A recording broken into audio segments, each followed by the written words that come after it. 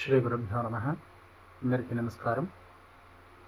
ఈరోజు నేను ఒక విషయాన్ని చెప్పదలిచి ఈ యొక్క వీడియో చేస్తున్నాను. ఏమిటి అంటే, రీసెంట్గా నేను శ్రీ విధుశేఖర భారతీ తీర్థ మహాస్వామి వారి చెప్పినటువంటి ఒక విషయాన్ని గురించి నేను విన్నాను.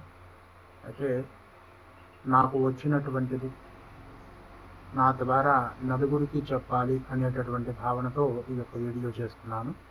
ఏమిటి అంటే, స్వామివారు రీసెంట్గా లలితా సహస్రనామ స్తోత్రాన్ని రోజుకు కనీసం 1 లేదా 2 శ్లోకాలైనా చదివినంత మాత్రం చేత మన ఇంట్లో ఉండేటటువంటి దుష్టశక్తులన్నీ కూడా బయటికి వెళ్ళిపోయి మనకి ఈ యొక్క ఇంటికి మంచి సమకూరుతుంది అనేటటువంటి విషయాన్ని స్వామివారు మనకి చెప్పారు. అయితే ప్రతి ఒక్కళ్ళకి రోజు లలితా సహస్రనామ స్తోత్రం 184 శ్లోకాలు చదవడం కుదరకపోవచ్చు. ప్రతిరోజు మనం ఎన్నో గంటలు ఫోన్ చూస్తూ ఉంటాం. కానీ ఒక 5 నిమిషాలు మనం కేటాయించి 1 లేదా 2 శ్లోకాలని నేర్చుకోగలిగితే కనుక మన ఇంట్లో మనం రోజు కనీసం 1 శ్లోకాన్ని పారాయణ చేయవచ్చు.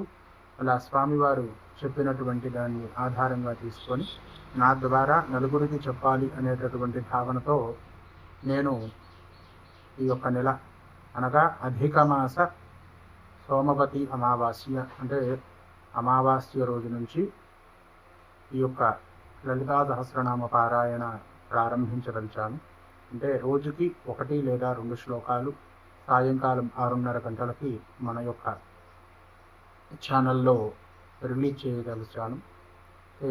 ఈ యొక్క శ్లోకాల్ని మీరు చదువుకొని ఈ యొక్క లలితా సహస్రనామాన్ని మీరు కూడా నేర్చుకుంటారు అనేటటువంటి భావనతో ఈ యొక్క వీడియో చేస్తున్నాను.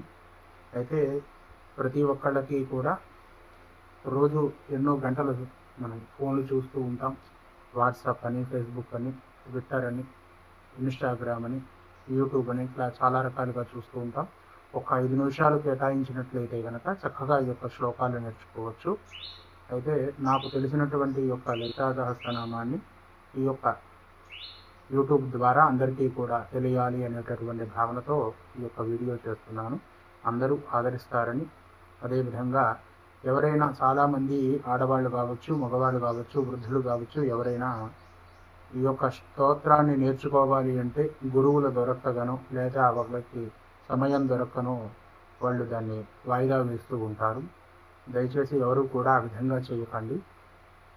సోమవతి అమావాస్య, సోమవారం అమావాస్య నుంచి ఖచ్చితంగా ప్రతిరోజు సాయంకాలం 6:30 గంటలకు మన యొక్క ఛానల్లో 1 లేదా 2 శ్లోకాలు అర్థపూర్వకంగా, అంటే ఏదైనా ఒక విషయాన్ని అర్థం తెలుసుకొని దాన్ని చదవడం వల్ల చాలా ఎక్కువ ఫలితం మనకి లభిస్తుంది. కాబట్టి ప్రతి ఒక్కళ్ళు కూడా అర్థపూర్వకంగా ఈ యొక్క శ్లోకాలని చదివి నేర్చుకుంటారని భావనతో ఈ యొక్క వీడియో చేస్తున్నాను. మీకు తెలిసినటువంటి వాళ్ళు ఎవరైనా లలితా సహస్రనామాన్ని నేను చదవలేకపోతున్నాను లేదా నేర్చుకోలేకపోతున్నాను అనేటటువంటి భావనతో ఎవరైనా ఉంటే కనుక దయచేసి ఈ వీడియో వాళ్ళకి షేర్ చేయండి. అయితే చాలామందికి అనుమానం రావచ్చు, అమావాస్య రోజు మొదలు పెట్టడం ఏంటి అనే ఆలోచన రావచ్చు. అయితే నేను చెప్పే విషయం ఏంటి అంటే, మనకి శివపురాణం ఆధారంగా పార్వతీదేవి చైత్రమాసం